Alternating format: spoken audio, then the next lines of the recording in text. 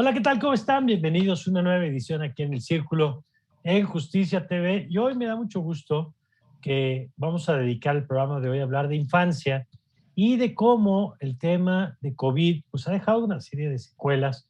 Aquí hablamos en su momento, hemos hablado eh, pues, de las medidas preventivas, hemos hablado del tema educativo, de la educación a distancia, pero hoy estamos en un momento diferente y tenemos que hablar también de los diagnósticos que ya tenemos y de las necesidades que debemos atender. Y para eso me encanta que tenemos como invitadas a Catalina Gómez, ella es jefa de política social de UNICEF México. ¿Qué tal, Catalina? Qué gusto.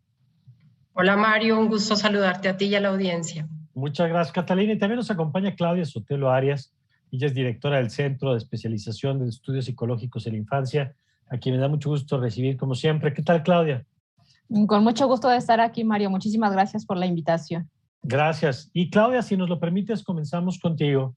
Okay. Yo lo primero que quisiera preguntarte es, pues, ¿qué estás viendo? ¿Qué están viendo desde tu espacio, desde el centro y desde tu clínica en materia de secuelas? Porque el otro día platicamos acá con investigadoras que están haciendo este estudio post-COVID, este estudio muy interesante de todos los estudios post-COVID, una especie de compilado. Y la verdad es que los efectos, Claudia, son muy importantes y más vale que los empecemos a nombrar y a socializar, ¿no? Así es, Mario. Yo creo que hoy, ¿no? Incluso nos hemos referido a esta generación de niños como los niños de la generación COVID, ¿no? En realidad, pequeños que estuvieron casi 2 años, ¿no? Aislados, encerrados, ¿no?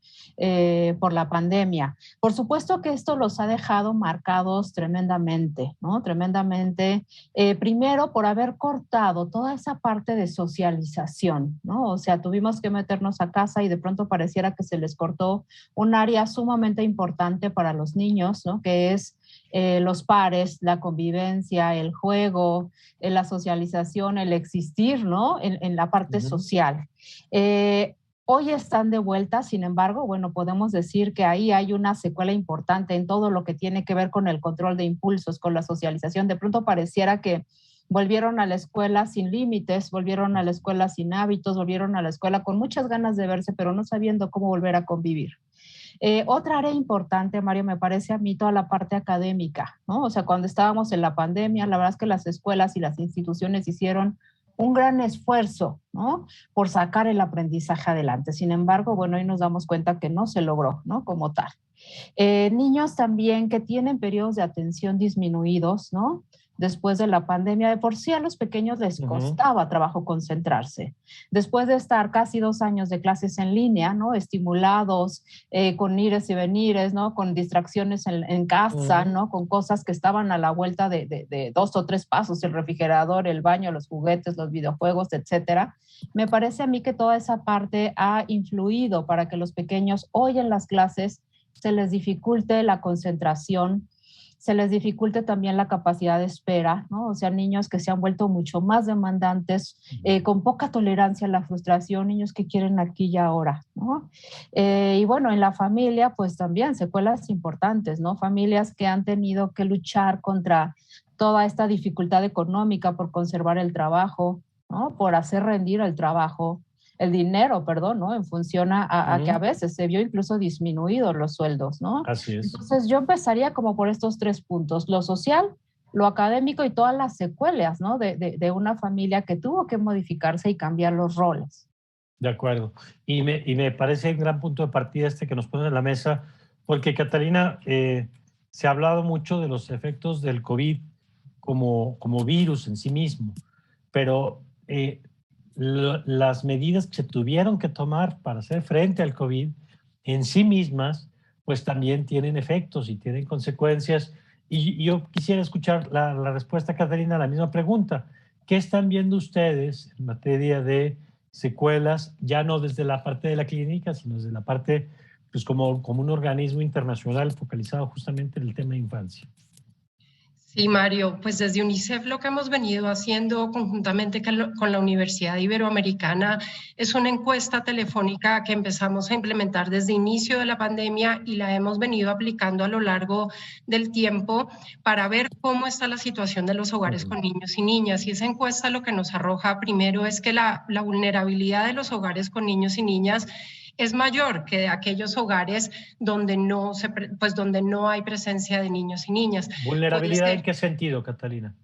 En múltiples aspectos la vulnerabilidad, desde comenzando como lo mencionaba ya Claudia, la afectación en el ingreso familiar ha sido mayor en los hogares con niños y niñas que en hogares donde no hay niños y niñas. Puede ser por un número, por razones de número de integrantes de la familia, puede ser porque en los hogares donde hay niños y niñas puede haber más miembros que trabajan en el sector informal o en trabajos informales, pues por múltiples razones esa afectación en los hogares donde hay niños y niñas es mayor.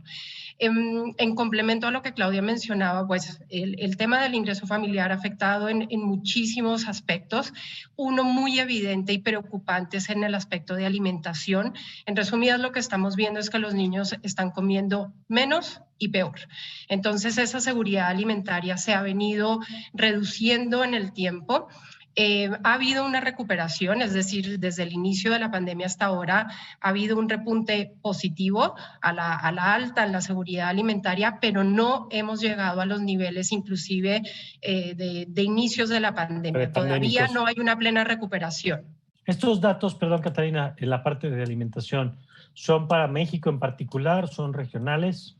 Son específicos para México y son basados justamente en esta encuesta que realizamos con la Universidad Iberoamericana, que es representativa a nivel nacional, y tenemos además contrastes, por ejemplo, la ENSANUD, la Encuesta Nacional de Salud y Nutrición, el último levantamiento que se hizo, pues comparamos algunos datos y por eso puedo decirte, digamos, específicamente en alimentación, ha habido una mejora, pero no hemos vuelto a los indicadores de inicios antes de la pandemia, que tenemos esos datos gracias a la ENSANUD que se levantó justo antes de la pandemia.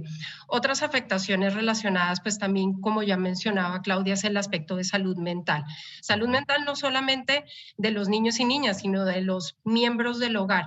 Nuestra encuesta, por su naturaleza que es telefónica, pues conversa con los mayores de edad en el hogar y se ha reportado un aumento en algunos indicadores de salud mental como la ansiedad, la depresión. Entonces, hace que sea un entorno preocupante para el bienestar de niños y niñas, y lo que por la dificultad de medir la situación en niños y niñas, lo que hemos es identificado comportamientos asociados a salud mental. ¿Cómo cuáles? Por ejemplo, hemos visto algunos indicadores que preocupan, por ejemplo, el aumento de tener pesadillas frecuentes o dejar de comer, o por el contrario, comer en exceso como con ansiedad. También asociado la pérdida de peso o el aumento de peso a estos comportamientos de la alimentación, dolores de cabeza frecuentes, que los niños y las niñas hayan reportado estar muy tristes o con falta de ánimo. Esto es otra de los comportamientos asociados que vamos viendo que son preocupantes. Hay algunos de ellos que han venido mejorando, pero de ninguna manera se puede decir que son indicadores todavía que están en un rango normal. Es decir, por ejemplo, que los niños estén tristes y con falta de ánimo, se ha venido mejorando frente a levantamientos que se hicieron, por ejemplo, hace un año los indicadores estaban muy altos y eran muy preocupantes. Han habido leves mejoras, pero eso no significa que los indicadores hayan vuelto como una situación normal, y eso preocupa. Y finalmente, otra de las afectaciones graves que estamos viendo, pues es todo el tema educativo. Aquí hay diferentes aspectos que sí me gustaría diferenciarlos. Uno, primero, es que los niños que estuvieron registrados en su educación, pues hay que ver qué tanto aprendieron y en este momento ver cuál ha sido ese rezago en su aprendizaje para poder seguir sus cursos y su aprendizaje normal. Pero también nos preocupa desde UNICEF lo que estamos viendo es que ya ha habido un número importante, estamos hablando de casi 2 millones de niños y niñas que no se registraron para este ciclo. Que no regresaron. Que no regresaron, efectivamente, que se fueron perdiendo. Y justamente estos son niños y niñas de hogares de menores recursos, donde justamente las herramientas para el aprendizaje, donde ese seguimiento a su educación puede ser como más desafiante o más complicada. Entonces estamos viendo un tema preocupante del aprendizaje y el rezago educativo, pero también el abandono escolar y esa afectación justamente en los hogares con niños y niñas de menores recursos, que abre la brecha justamente que ya existía antes de la pandemia y que lo que hace es profundizarla. Eso en ese punto quería detenerme rápido, Catalina, antes de regresar con Claudia. Este tema de las brechas, porque si bien México, hay que decir que además fue de los países con los periodos más largos sin regreso a clases presenciales, ¿no? Podrá discutirse, digamos, si fue una política correcta o no, pero es cierto que contrasta con lo que se hizo en otros países tan cerca como Estados Unidos o España, o donde las clases se retomaron mucho con más anticipación.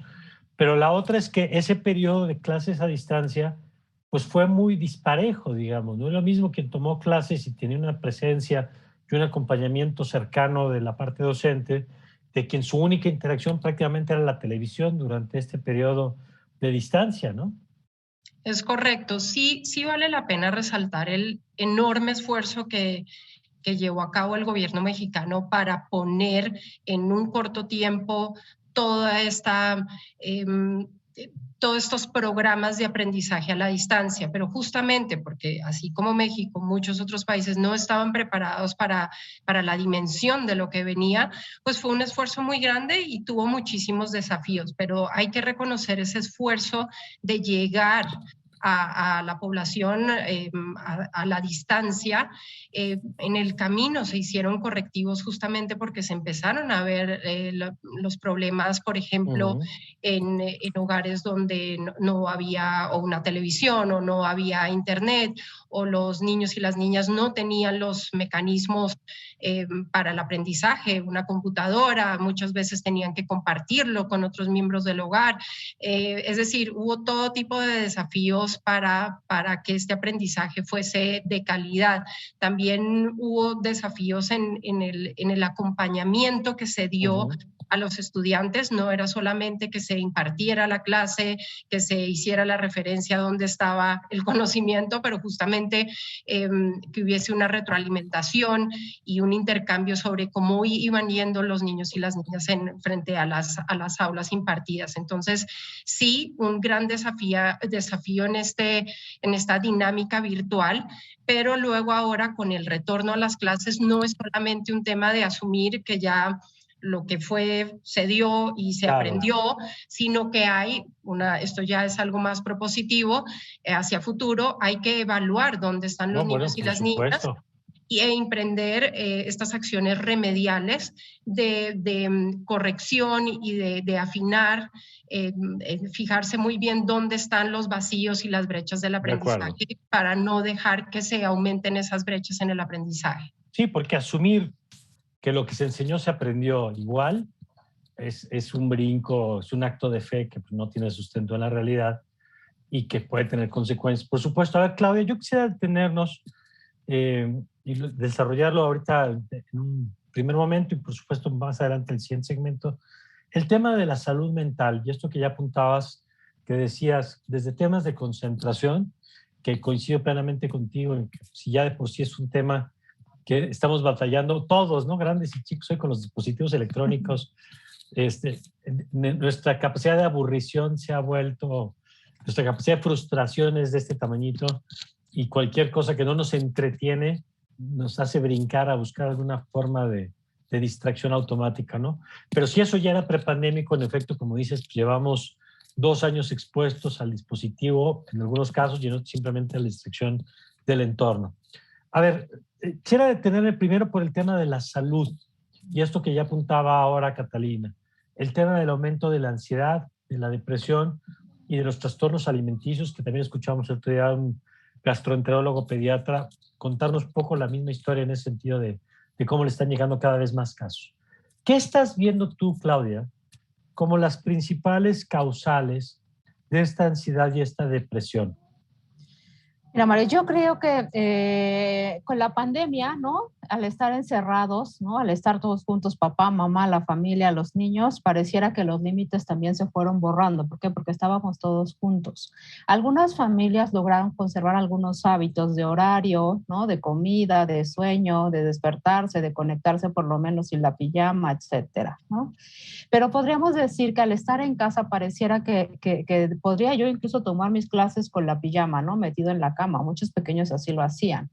Esta ansiedad que generaba el COVID, ¿no? Porque finalmente nos generaba ansiedad porque podíamos, o sea, nuestra salud estaba siendo vulnerada, podríamos contagiarnos en algún momento y finalmente el miedo profundo era de muerte, ¿no? En realidad. Muchos pequeños también fueron afectados. Y fundado, además, el miedo fundado, pues. Exacto. Porque ahí están las exacto. 600,000 personas que murieron, que estaban en el entorno de estos niños y niñas, ¿no? Así es, pequeños que tuvieron, ¿no? La desfortuna de tener algún familiar que se contagió, ¿no? Incluso que perdió la vida. Entonces los pequeños finalmente fueron confrontándose con este miedo real a la muerte, ¿no? Esto fue generando, por supuesto, estados de ansiedad muy elevados, ¿no? Después de 2 años pareciera que se acabó, ¿no? Y el COVID queda ahí como en la memoria, incluso ya todos volvieron a la escuela, o casi todos volvieron a la escuela. En un inicio fue como escalonado, ahora ya están todos, ¿no? En los aforos, en los salones de clase. Sin embargo, creo yo que no hemos atendido, ¿no? O sea, ¿qué pasó con ellos? Por supuesto que hay que atender lo académico, pero creo yo que es mucho más importante atender la salud mental. ¿Qué pasó? ¿Tuvieron algún enfermo cercano, no? ¿Cómo fueron afectados? ¿Cómo cambió la situación económica? ¿Qué pasó con papá, con mamá? Finalmente, si estaban al hilo del divorcio, se separaron y se divorciaron. No, o sea, creo yo que no nos hemos tomado el tiempo, Mario, de hacer una reflexión, un análisis, ¿no? Para saber cómo están estos pequeños. Y yo creo que si no atendemos esta cuestión de salud mental, ¿no? Y logramos hacer intervenciones desde la parte emocional, por supuesto que los niños no podrán aprender, ¿no? O sea, primero tenemos que fortalecerlos emocionalmente para después, ¿no? Ir como llenando todas esas lagunas que estamos seguros que en el aprendizaje tienen. De acuerdo. Y en ese sentido, Catalina, en esta parte de los diagnósticos, digamos, de la salud mental, ¿cuáles tendrían que ser las áreas, digamos? Bueno, vamos a hacer una pausa, pero ahorita que regresamos quiero detenerme en esto. ¿Cuál tendría que ser, Catalina, desde la perspectiva de ustedes, la respuesta institucional a esto, el tema de la salud mental? Y lo dejo en la mesa porque me parece que mucho de la pandemia se ha vivido en el ámbito de lo personal y de lo familiar, ¿no? Este problema económico del que hablaban ustedes, que el propio estudio que hicieron con la Ibero documenta, pues muestra que hay una tensión interna, ¿no? Interna por la pérdida de ingresos, por la pérdida del empleo. Pero pareciera que es un problema de la familia resolverlo, de la mamá, del papá. ¿Qué tendríamos que hacer en el ámbito institucional, dado que además son millones de niños, o los que están ya fuera del sistema educativo, como nos dijo en unos momentos, o están de vuelta en el sistema educativo o en la continuidad del sistema educativo, pero con estos problemas de salud mental que los tienen que resolver o con los recursos que pueden o pagando terapias individuales? O ¿qué hacemos frente a esto? Si le parece, lo platicamos regresando a esta pausa. Ya volvemos.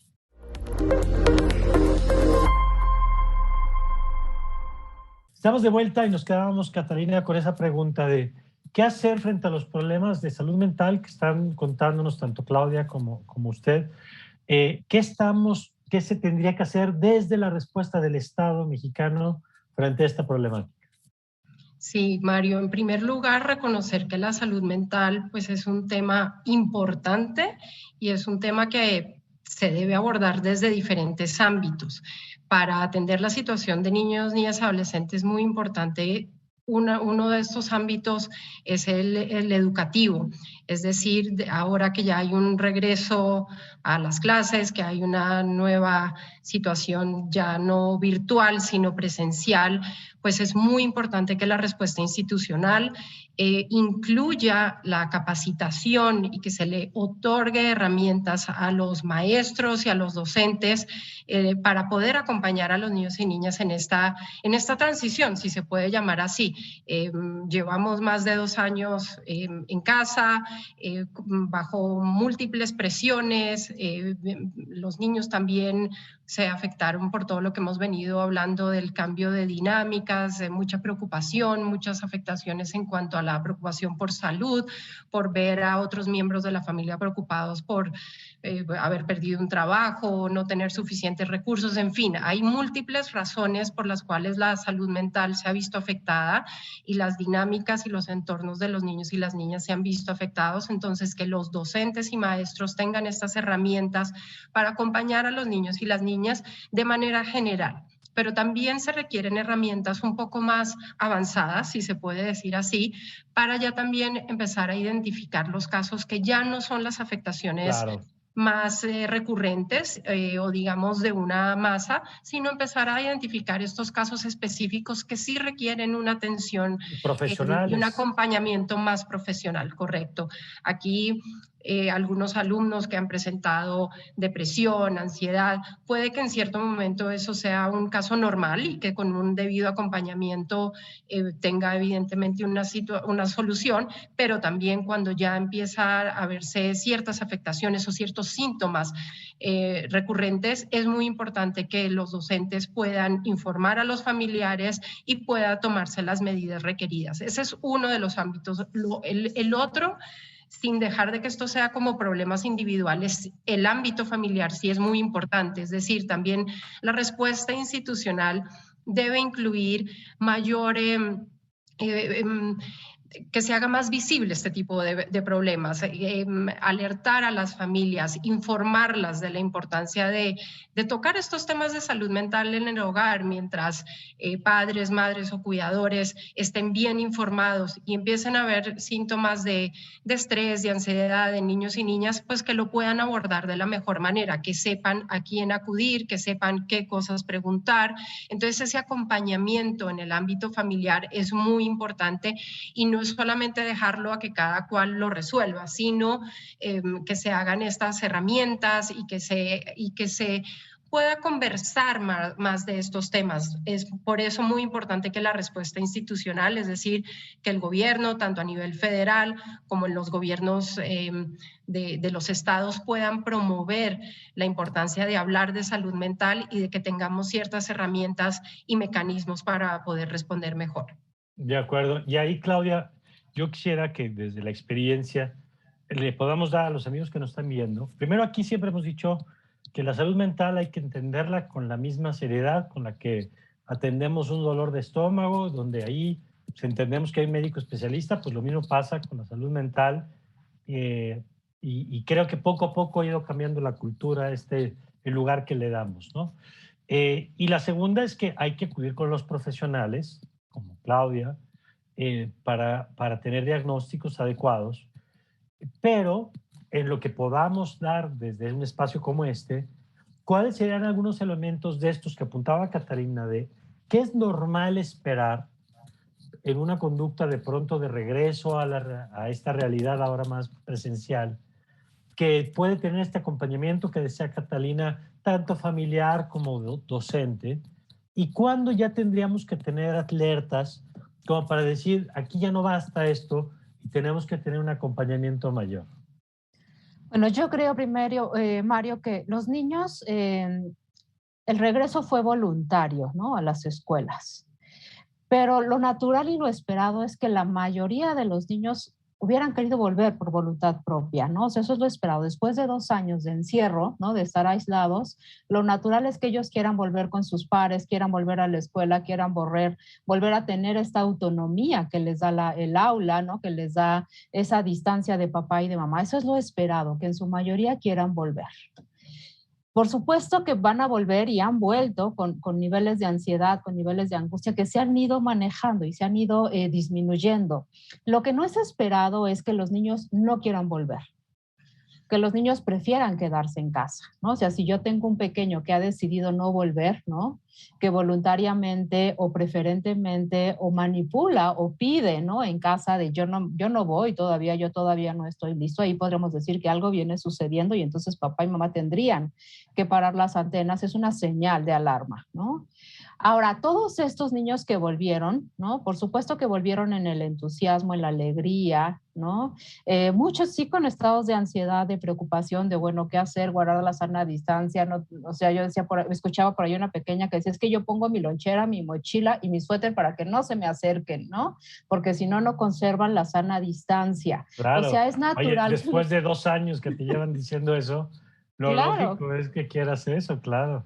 exacto, o sea, que ellos puedan generar estrategias, ¿no? Y mecanismos para cuidar el lavado de manos, el cubrebocas, la sana distancia. Lo que ya no es normal es que el niño invierta mucho, ¿no? En estar como cercándose, ¿no? Para guardar la sana distancia. En niños que están muy angustiados por tener el cubrebocas, que llevan 2 o 3 cubrebocas. O sea, es decir, aquellos pequeños que han reforzado de una manera excesiva, ¿no? Todas estas medidas de seguridad para asegurar el no contagio, ¿no? O sea, cuando vemos que ya les desgasta, podríamos pensar, algo está sucediendo. Entonces llevamos dos, ¿no? Los que no quieren volver, los que han vuelto, pero están ansiosos por el contagio. Niños que están sumamente agresivos también. En su mayoría sabemos que volvieron sin límites, volvieron nuevamente como a este entusiasmo que los ha llevado a no regular, ¿no? De pronto estos niveles de agresión. Pero si yo encuentro un alumno o noto que mi hijo o mi hija está excediendo esos límites de agresión, donde ya se está metiendo en problemas, donde incluso ha iniciado alguna situación de golpes, ¿no? Podríamos pensarlo también como otra alarma. Decía Catalina, los niños pareciera también que hay indicadores de depresión. Por supuesto, hay muchos indicadores de depresión y esto es lo natural, sobre todo si yo tengo un duelo, una pérdida, poco a poco iré elaborándolo.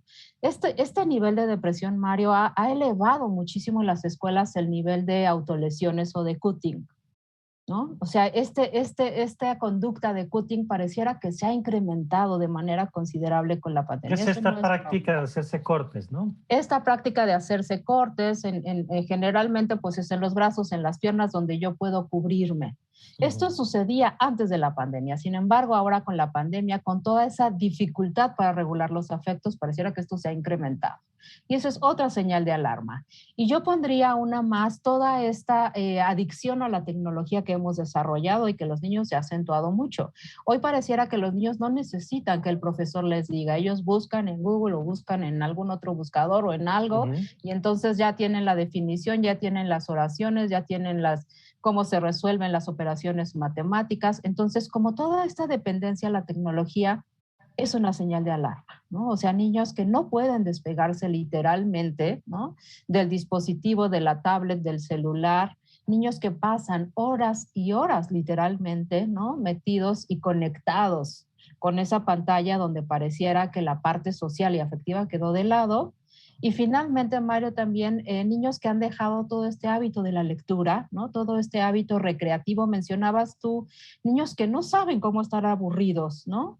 O sea, que no pueden estar un instante, unos minutos sin hacer nada, porque entonces ya se aburrieron y entonces corren Ujú. rápidamente por su celular y entonces empiezan a buscar en redes sociales. Yo creo que todo esto hay diferentes niveles, ¿no? Pero si yo noto que mi hijo está rebasando ya todo esto, si yo noto que mi hijo me late, no viene como cuadrando algo bien, ¿no? Yo creo que Sí. vale la pena que como papá y como mamá ponga más atención, ¿no?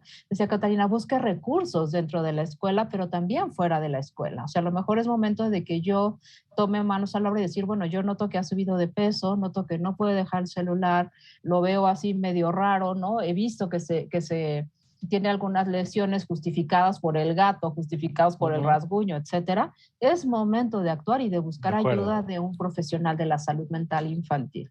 De acuerdo. Ahora, Catalina, yo quisiera agregar una dimensión que se habló mucho de la pandemia, que era el rol de la escuela, ya no solo en la parte académica, sino como espacio de socialización y espacio de aprendizaje de socialización, ¿no? Este asunto pues cómo no solamente lo que aprendes en lo que enseña la maestra o el maestro, sino a resolver conflictos, a vivir con quien piensa diferente a ti, a todas estas habilidades sociales o socioemocionales pues, que se producen en un salón de clases y que de pronto a la distancia pues, las quitamos un poco, ¿no? Y yo siempre he pensado que si algo tienen las niñas y los niños, pues es capacidad de adaptación y que, bueno, pues, se adaptaron a lo que había y ahora están de vuelta, digamos, y tendrán que reaprender.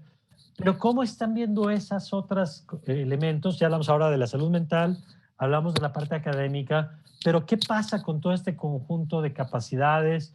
Si se está monitoreando también, porque es más difícil de pronto medir esto, ¿no? A lo mejor hay expresiones como esto de que decía ahora Claudia del corte, pues que tiene una manifestación visible, pero la tolerancia, ¿cómo la medimos y cómo la ejercitamos y qué retos tenemos ahora en estas dimensiones? Pues Mario, tocas un punto muy importante que desafortunadamente desde UNICEF todavía no hemos logrado mapear y mucho menos cuantificar, pero no deja de ser tan importante, ¿no? Este aspecto de ya no solo el aprendizaje, pero todo lo que rodea a un niño o una niña en torno a la socialización, a la convivencia, al compartir, a todas estas habilidades que se desarrollan por estar en este entorno con sus pares. Desafortunadamente no lo tenemos medido, pero sí resaltamos que esa es parte de lo que UNICEF lleva abogando por el regreso seguro a las clases, justamente enfatiza esa importancia que tiene la escuela en facilitarle a los niños y a las niñas y los adolescentes pues esa interacción con sus pares y es muy importante que no se lo perdieran. Justamente parte de los datos adicionales que tenemos en los niños y las niñas que no han regresado a la escuela, alrededor del 50% son adolescentes de 14 a 17 años, en donde no es como para valorar a qué edad hay que perderse la escuela, pero digamos, este es un momento fundamental. Sí, claro. Porque justamente se están formando estas personalidades, se están afianzando ciertos aspectos clave de la personalidad de estos adolescentes y el que se pierdan de esa interacción, pues justamente es algo muy preocupante. Es un poco más alto en los hombres que en las mujeres. No quiere decir que hay que digamos, descuidar la atención, pero sí es muy importante este abordaje de padres, madres, cuidadores, el poder guiar, el poder entender mejor a ese adolescente, el dar consejos tal vez a veces diferenciados entre lo que puede necesitar un hombre o una mujer, porque justamente estamos viendo esa interrupción de su educación y que se están perdiendo de todo ese entorno tan importante. Oye, Catarina, sobre ese punto nada más que dices de la edad, porque yo pensé que eran más pequeños donde se estaba dando este mayor porcentaje de población. ¿Tienen alguna explicación? ¿Es porque se han incorporado al mercado laboral? ¿O a qué atribuyen, digamos, que este segmento no haya regresado?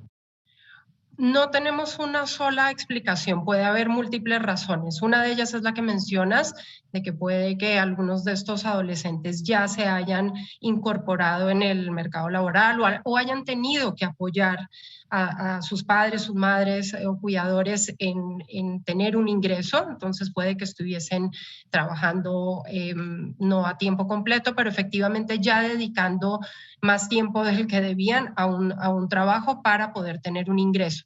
Pero también puede ser la propia motivación del aprendizaje o desmotivación más bien, en el sentido de, sobre todo, aquellos adolescentes donde hubiese un rezago, donde hubiese dificultades en el aprendizaje, muchas veces pues esa también podría ser una de las posibles razones por las cuales este grupo etario ha perdido ese interés y esa motivación por continuar su aprendizaje y su presencia en la escuela. Esas serían las dos principales razones, pero también puede haber otros aspectos ya de la dinámica familiar, de cómo se percibe el regreso a la escuela. También de pronto, justamente en estos primeros momentos, puede ser una condición física o que preocupe, por ejemplo, de contagios o de afectaciones a la salud en estos adolescentes. De acuerdo. Y quisiera, Claudia, también hacerte la misma pregunta sobre este tema de los efectos socioemocionales, que además entiendo tendríamos que separar por rangos de edad, ¿no? Porque se ha hablado mucho, por ejemplo, de pues los que estaban en edad casi preescolar, ¿no? Los que estaban en edad de kinder o primeros años. Si de por sí la formación universitaria puede ser complicada a la distancia, ya me imagino lo que pudo haber sido tratar de retener, como decías, a un niño de 3 años, 4 años, 5 años a la distancia es una tarea prácticamente imposible, ¿no? Y por lo tanto los efectos también son diferentes para cuando alguien está en esa edad, o primaria alta o secundaria. ¿Qué has visto tú, Claudia? ¿Qué han visto ustedes desde el centro? Mira, los niños en edad preescolar, ¿no? Tuvieron que escolarizarse también de manera virtual. Y muchos padres de familia, ¿no? Descalificaron, ¿no? Como esta educación. Incluso lo sacaron. Exacto, como un gasto, ¿no? Como, bueno, ¿por qué voy a estar gastando si además, ¿no? La maestra me pide que yo esté ahí al lado de él sentado ayudándole. Entonces yo creo que muchos pequeños de nivel preescolar, podría decirte que ni siquiera es que se tomaron estas clases, ¿no? Se tomaba como algo por los padres, ¿no? Sin sentido, como algo que quitaba el tiempo y que preferían no conectarlos, o que cuando tenían tiempo era cuando eran conectados. Yo escuchaba por ahí testimoniales de, bueno, es que si tengo que estar en la junta y el niño tiene su clase preescolar, la verdad es que no lo conecto, ¿no? Y entonces esto fue haciendo que los pequeños incluso fueran dados de baja de los sistemas escolares y que fuera papá y mamá quienes daban, ¿no? Como esta educación a nivel preescolar. Entonces hoy tenemos niños preescolares que no han recibido ningún nivel de instrucción, de límites, ¿no? Que toda esta cuestión que se tan rica, ¿no? De horarios, de límites, de estructura, de alegría, de cantos, de juegos, ¿no? Toda esta parte del juego que forma parte del aprendizaje en ese momento no lo tuvieron. Todos los pequeños de primaria, ¿no? Sobre todo aquellos que brincaban como de un nivel de kinder a preescolar, de preescolar a primaria, de primaria a secundaria, sí. Pareciera que no lograron cerrar, ¿no? No lograron cerrar. Quien le tomó la pandemia por ahí de cuarto, de pronto regresa a la escuela, pero ya en secundaria, ¿no? O sea, con un gran sí, que nube es un brinco ahí. Enorme, un brinco social exacto, enorme. Exacto, claro. De ser chiquito, ¿no? De ser considerado de primaria, ahora de pronto enfrentarme a estos niveles de secundaria, por supuesto que para ellos fue complicado incluso poder procesarlo, ¿no? Es algo que tienen ahí como oculto, ¿no? Un duelo no cerrado, ¿no? No concretado. Y toda la parte, Mario, de la socialización a mí me parece que fue muy afectada, ¿no? En el sentido de haberse perdido estos recreos, estos juegos, las bromas, ¿no? Todo este intercambio, ¿no? Social que se da dentro de cada una de las clases que además alimenta, ¿no? Y hace divertido el aprendizaje. Creo yo que toda esa parte divertida del aprendizaje, toda esa parte creativa de los docentes pareciera que quedó detrás del Zoom, ¿no? Detrás de la plataforma con la que usaron, volviéndose clases rígidas, clases planas, ¿no? Clases donde era mejor apagar la cámara, ¿no? O estar haciendo una serie de cosas, ¿no? Creo yo que los niños, en cuanto a lo emocional, ¿no? También se volvieron algunos de ellos dependientes, ¿no? Dependientes de muchas cosas, desde la ayuda de mamá y de papá, ¿no? Desde necesitarlos, ¿no? Ahí cerca de mí, hasta dependientes del refrigerador, ¿no? O sea, niños que en cada momento de sentir que no podían, que estaban aburridos, lo que hacían es ir por alguna situación, por alguna cosa de comida, ¿no? Como si en ese sentido la ansiedad se fuera llenando y ese vacío y ese hueco o dificultad se hubiera llenado con un sándwich o con otra cosa. Y en cuanto a las dinámicas familiares, ¿no? Al estar todos en casa también, para muchas familias fue enriquecedor y fue algo muy lindo, ¿no? O sea, momentos de mucho acompañamiento. Sí. Pero también es cierto, Mario, que todas estas familias con dificultades de comunicación, con adicciones, con niveles de agresión importantes, ¿no? Recrudeció hacia todos los integrantes, ¿no? Y por supuesto no quedaron fuera los pequeños. Claro. O sea, niños muy agredidos, muy devaluados, ¿no? Y pareciera también que dejaron de ser vistos. De acuerdo. Vamos a hacer una nueva pausa para regresar con Catalina Gómez y con Claudia Sotelo y revisar también buenas prácticas. ¿Qué se ha hecho en estos procesos? ¿Qué hemos visto que se está haciendo bien? Tanto a nivel de política pública, no solamente en México, incluso en la región o en otras partes del mundo. ¿Cuáles son las mejores recomendaciones que podemos tener?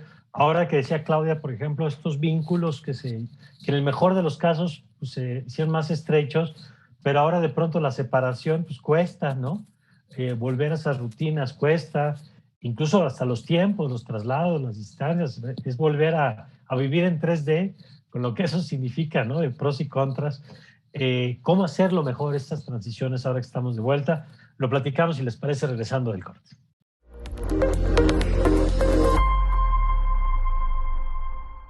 Estamos de regreso. Catalina, yo quisiera conocer la experiencia que ustedes están viendo de buenas prácticas que se estén haciendo. Creo que nos han dicho cosas muy interesantes, como primero la pertinencia a los diagnósticos. Ustedes mismos desde UNICEF han estado haciendo con este trabajo de la Universidad Iberoamericana, y creo que también es un llamado a las propias autoridades a tener cada vez más claridad de ante qué estamos al regreso. Pero ¿qué han visto ustedes como acciones positivas o a nivel local o a nivel nacional o a nivel transnacional que tendríamos que estar discutiendo? Porque yo les decía al principio del programa que me da la impresión de que en México la discusión se acabó en pruebas de COVID, vacunas de COVID, y que prácticamente semáforo epidemiológico, y que nuestro catálogo de palabras para mirar esta discusión pues, se acaba ahí y no incluye todo lo que han estado ustedes poniendo en la mesa en este programa. Sí, Mario, pues esa es la pregunta del millón, por decirlo de alguna manera, en el sentido de cómo ser propositivos para esta nueva etapa que viene.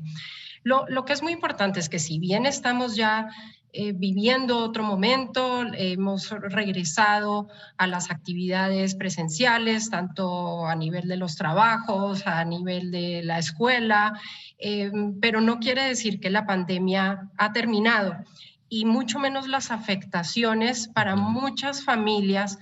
La afectación del ingreso familiar es todavía presente. Muchos hogares no han llegado a los niveles incluso antes de la pandemia. También muchas familias tuvieron que adoptar estrategias para poder manejar estos ingresos limitados. Muchos se endeudaron, otros tuvieron que vender o que digamos, dejar de pagar sus cuentas y sus deudas. Entonces, hay muchas cuestiones que todavía se tienen que atender a nivel del hogar, y un aspecto que sí hemos visto en otros países es este reconocimiento de la afectación al ingreso familiar y la importancia de la expansión de los programas sociales justamente que le llegan a la población más pobre. Es de reconocer que el gobierno mexicano tiene una serie de programas sociales que le llegan a un grupo importante, pero aquí es el tema de invitar, y desde UNICEF lo hemos venido haciendo, de considerar de pronto la expansión de estos programas. No es tarde para hacerlo. No quiere decir que los programas sociales son la solución a todos los problemas. Pero pueden ser políticas focalizadas de mitigación temporales, de mitigación de los efectos, ¿no? Correcto, y es aquí donde justamente ese vínculo entre la expansión de los programas sociales, justo para las familias con niños y niñas. Muchas de las afectaciones de niños y niñas, por ejemplo, en temas de alimentarios, si son sostenidos en el tiempo, puede inclusive generar afectaciones que no tienen luego cómo recuperarse. Por ejemplo, un niño, una niña en su primera infancia, si es mal alimentado, si llega a un punto de tener una desnutrición crónica, una desnutrición grave, no hay luego cómo se pueda recuperar ese desarrollo. Cuando hablamos de primera infancia, ¿qué hablamos? ¿Hasta los 5 años? Hasta los 5 años, correcto. Entonces, esa alimentación adecuada de los niños de 0 a 5 años es fundamental. Obviamente que después también, pero digamos cuando hay hogares que tienen esta limitante económica, que tienen una baja en sus ingresos y no alimentan bien a los niños y a las niñas más pequeños, pues ahí hay una afectación grande que luego no puede necesariamente ser fácilmente atendida. Y déjenme agregarle, perdón, un elemento nada más antes de que siga con lo demás, porque a esto que apunta, que ya está documentado, se agrega el fenómeno inflacionario, que hace que particularmente ahora, a lo que ya apuntaba usted sobre el tema de la pandemia, se agrega un incremento en los precios, sobre todo los alimentos, que hace que esto que ustedes han identificado, pues no haya razones para pensar que se va a atenuar, sino al contrario, hay razones externas para pensar que se puede agravar. Es correcto. Ahora para muchos hogares el poderse alimentar bien y con alimentos de calidad pues es más costoso y es un desafío que se enfrenta día a día. Entonces, ¿por qué no considerar estos apoyos temporales para que las familias puedan tener cómo cubrir estos gastos, pero que son importantísimos, no solamente de alimentación? Por ejemplo, si le damos otra dimensión, ¿cuántos hogares también no necesitan invertir un poco más en estos momentos en Internet o en otras herramientas que faciliten el aprendizaje, no virtual, pero que igual ahora vuelve otra vez la importancia de tener herramientas adecuadas para facilitar el aprendizaje? Entonces, estos apoyos económicos para las familias, especialmente de menores recursos, pues es algo muy importante. Otro desafío, pues relacionado también a lo de la alimentación, es que pensamos, justo en México, pues con esta epidemia de sobrepeso y obesidad que empieza a afectar muy específicamente a los niños, inclusive a aquellos en primera infancia, y esto venía antes de la pandemia, pero pensamos que con la pandemia de pronto era una oportunidad para generar conciencia y para que se mejore esta situación, comiendo alimentos más frescos, dejando un poco de lado la comida chatarra y los alimentos que verdaderamente no tienen un valor nutricional. Entonces aquí hay también otras experiencias que hemos visto en otros países, como estas campañas de buena alimentación. Esto es algo que no se logra, estos cambios de comportamiento no se logran de la noche a la mañana, pero aprovechar la situación de la pandemia, el que muchas de las condiciones que genera la mala alimentación en enfermedades crónicas fueron justamente situaciones que hicieron más afectaciones por el COVID. Claro, porque tienes, por un lado, el asunto del sedentarismo, que se agravó por razones obvias, ¿no? Nada más hay que ver en estas aplicaciones el número de pasos que tuvimos en los años de encierro. Y además entiendo que, Catalina, que además ahora empieza a haber información, por ejemplo, sobre el tema de COVID y diabetes, que parece que puede haber ahí una vinculación en donde pues todo parece jugar en contra si no le entramos en serio a atenderlo en este momento, ¿no? Exactamente, justamente es eso, Mario, que aprovechemos esta coyuntura. Es muy desafiante tal vez para las familias porque estamos justamente diciendo, tienen menores ingresos, tienen afectaciones a su ingreso, no es fácil conseguir alimentos siempre saludables. Muchas familias también optan por estas medidas más prácticas, por comida que sea más fácil de consumir, pero sí es muy importante, y esto lo hemos visto en otros países, esta conciencia hacia la buena alimentación, hacia que los niños y las niñas estén bien hidratados, de que consuman alimentos más frescos y nutritivos, de que dejen de lado o se modere en el consumo de la comida chatarra, de las bebidas azucaradas, que es muy importante empezar por este cambio de comportamiento. Ahora, Catalina, Claudia se enfocó en el tema de la alimentación como uno de los focos, no el único, pero uno de los que ha puesto el acento, además por la evidencia de lo que han recopilado en estos estudios. Pero yo quisiera recoger lo mismo, Claudia, ahora desde su perspectiva, en materia de buenas prácticas que hemos identificado son positivas en esta etapa de regreso y de atención. Yo me encaminaría hacia dos puntos, Mario. Primero es, desde la parte educativa de las instituciones, haber aprendido a utilizar la tecnología, ¿no?, como un medio didáctico, como un medio de apoyo, ¿no? Me parece que la mayoría de las instituciones educativas dieron capacitaciones a sus docentes para llevar las clases en línea. Hoy que están de regreso, me parece que todas estas plataformas y todos estos recursos didácticos no hay que echarlos a la basura, ¿no? Son estrategias, son recursos que a los niños les atrae, que a los niños les llama la atención, y que me parece que la mayoría de las instituciones educativas lo está conservando como un recurso didáctico. Y por otro lado, a mí me parece también sumamente importante que la mayoría de las instituciones educativas ha dado peso a todo este estado y todo esto que hablábamos de la salud mental de los niños y de las niñas, ¿no? O sea, por supuesto que se han preocupado por lo académico, por lo que nos mencionaba Catalina, toda esta parte económica de alimentación, etcétera, pero también ha puesto sus ojos, ¿no?, en aquellos pequeños que requieren de intervención psicopedagógica, de intervención psicológica, de canalizaciones, ¿no? Fuera de la institución. Entonces, el haber puesto sus ojos, ¿no? En estos pequeños que a lo mejor tuvieron duelos, que a lo mejor fueron ellos, ¿no? Afectados, ¿no? Y el estar generando estrategias emocionales para ayudarlos y para acompañarlos desde la escuela es importante. Han fortalecido también sus departamentos, ¿no? De psicopedagogía. Las psicólogas y los psicólogos educativos me parece que han tomado muchísima fuerza, ¿no? Muchísima importancia, y su trabajo finalmente pareciera que es reconocido hoy, ¿no? Como una de las pautas, ¿no? Que nos ha dejado pautas, o de las cosas positivas que nos dejó este confinamiento. Y también establecer y desarrollar vínculos con instituciones donde a lo mejor dentro de la escuela yo ya no lo puedo atender y tengo un límite, pero noto, ¿no? Que requiere una intervención más especializada, más emocional, ¿no? Y entonces dar peso y dar un acompañamiento y seguimiento a todos estos pequeños, ¿no? Todos estos niños y niñas que necesitan equilibrar y trabajar con su salud mental. De acuerdo. Bueno, nos han compartido un panorama pues, que creo que ilustra la complejidad del tema, porque han hablado de temas de salud, han hablado de temas de ingreso, lo que decía Caterina, han hablado ahora, que decía Claudia, de temas de salud mental dentro y fuera de las instituciones, fortalecimiento de las capacidades psicoemocionales y de capacitación del personal docente que tiene que atenderlo. Y ahí yo quisiera, Catalina, en los pocos minutos que nos quedan, preguntarles de su opinión, ¿cómo el Estado puede conducir esto? Una estrategia nacional de respuesta. Y lo pregunto además porque creo que es un tema muy específico, pero el tema del CIPINA, de este sistema de protección a niñas, niños y adolescentes, que me parece en México ha empezado a apuntar o trataba de construir una política de Estado transversal, ¿no? Que no solamente se acotara en lo federal, que vinculara los temas lo mismo educativos que de salud, bajo una óptica justamente de que la infancia y la adolescencia pues no pueden ser objeto de una dependencia, ¿no? Sino que es un tema de política transversal, de Estado.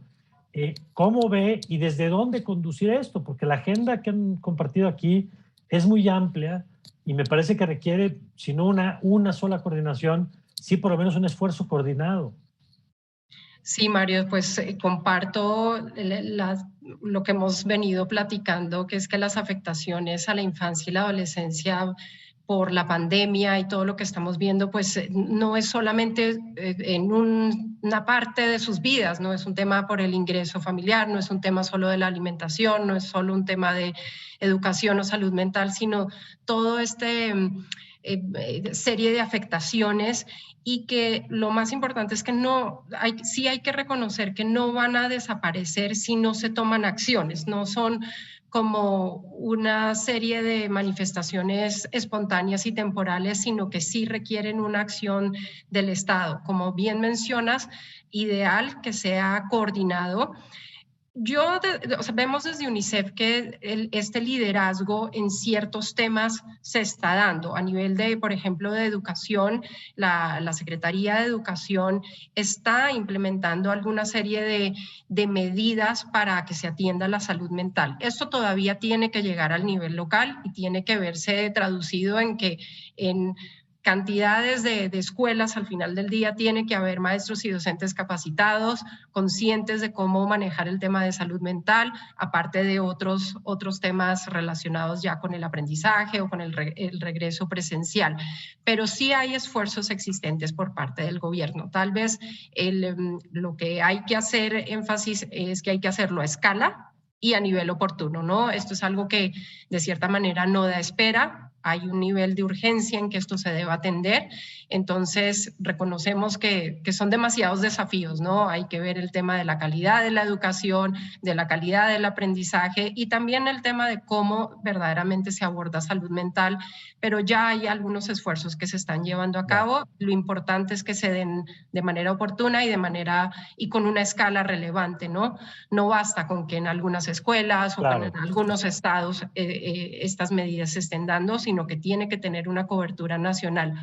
Por parte de otras secretarías también hay esfuerzos, pero sí resalto pues la importancia que tienen los CIPINAS tanto a nivel estatal como a nivel municipal, y es en coordinar, ¿no? Y en orquestar una serie de respuestas más integradas, especialmente cuando las respuestas requieren no de una sola secretaría, sino de esfuerzos más intersectoriales.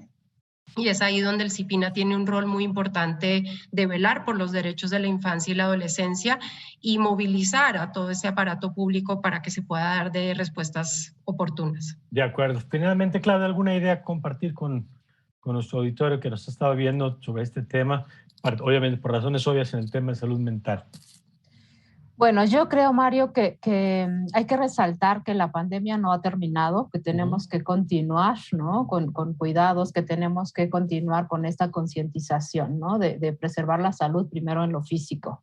Y seguir atendiendo también todas estas cosas que me brincan, todas estas cosas que me llaman la atención desde lo educativo como docente, ¿no? O sea, un alumno que no ha podido integrarse, un alumno que se ausenta, un alumno que lo noto distraído, un alumno que me pide permiso constantemente para salir, etcétera. Y desde la casa, ¿no? Yo quisiera resaltar que en la casa es donde finalmente está papá y mamá, que somos quienes más conocemos a los niños. Entonces, como papá y mamá, si yo noto que algo no viene funcionando bien, si yo noto que ahora duerme más, si yo noto algo diferente, ¿no? Si yo verdaderamente lo estoy escuchando y lo estoy viendo, por ahí decía una niña, escúchame, pero también con los ojos, ¿no? O sea, si yo verdaderamente lo estoy viendo, por supuesto que seré yo ese primer filtro y ese primer termómetro para poder atender la salud emocional de los niños. Muy bien, y por eso aquí seguiremos hablando de estos temas de la mano de invitadas como Claudia, a quien le agradezco mucho. Gracias, Claudia. Gracias, Mario. Gracias, Catalina. Catalina, muchas gracias. Muchas gracias. Gracias por el espacio, un gusto. Gracias a las dos por su tiempo, por su generosidad y por la claridad de lo que nos han compartido. Y yo le invito a que comparta este programa, que continúe con nuestra programación, por supuesto. Soy Mario Campos y le deseo, como siempre, que tenga usted un magnífico día.